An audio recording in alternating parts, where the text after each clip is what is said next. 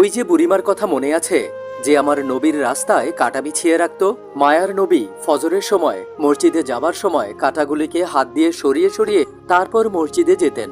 ওই বুড়িমা রাতের অন্ধকারে রাস্তার মধ্যে কাঁটাগুলোকে পুঁতে পুঁতে রাখতেন। একদিন সর্বপ্রথম যেদিন নবীজি বুঝতে পারেন নাই, সেদিন ওনার পায়ের তলা থেকে 40টার মতো বিষাক্ত কাঁটা তিনি বের করেছিলেন।